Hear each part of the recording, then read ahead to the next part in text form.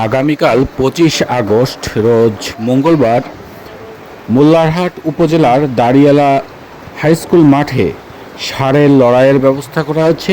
এই লড়াই বন্ধ করার জন্য তৌহিদি জনতা নামে একটি পক্ষ এই লড়াই বন্ধ করার চেষ্টা করছে। অপরদিকে আয়োজকরা এই লড়াই অব্যাহত রাখার চেষ্টা করেছে। লড়াই হবে এটা আমাদের জানিয়েছে, আমরাও দেখতে যাব। আমরা আমাদের এই পেজ থেকে আপনাদের আগামীকালকের লড়াইয়ের লাইভ দেখাবো। তবে ব্যক্তিগতভাবে আমাকে যদি কেউ প্রশ্ন করেন এই লড়াইয়ের পক্ষে বা বিপক্ষে, আমি বলবো এটা ধর্মীয় কারণে পক্ষে বিপক্ষে যাওয়ার আগে আমাদের বোঝা উচিত এই লড়াইগুলো যে সুচারু শিংয়ের মাধ্যমে হয়, সেই শিংয়ের জন্য এক প্রাণী আর এক প্রাণীকে আহত করে। এজন্যই এই লড়াই বন্ধ হওয়া উচিত।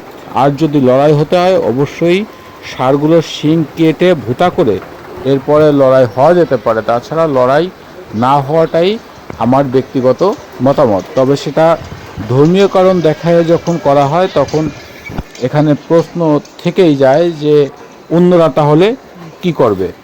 তো কালকে লড়াই হবে, সেখানে আমাদের এই লড়াইয়ের জন্য অনেকে অনেক মন্তব্য করতে পারেন, পক্ষে বিপক্ষে লোক থাকতে পারেন, এটা আছে থাকবে।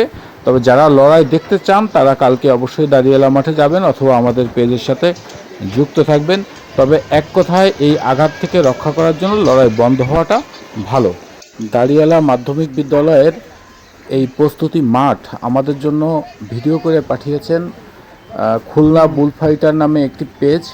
আপনাদের কাছে অনুরোধ থাকবে খুলনা বুলফাইটার পেজটি আপনারা ফলো করবেন এবং তাদের সাথে থাকবেন। এছাড়া আপনারা গ্রামীণ বিভিন্ন সংস্কৃতি ঐতিহ্য দেখার জন্য আমাদের সাথেও থাকতে পারেন। কালকে আমরা আপনাদের লাইভ দেখাবো।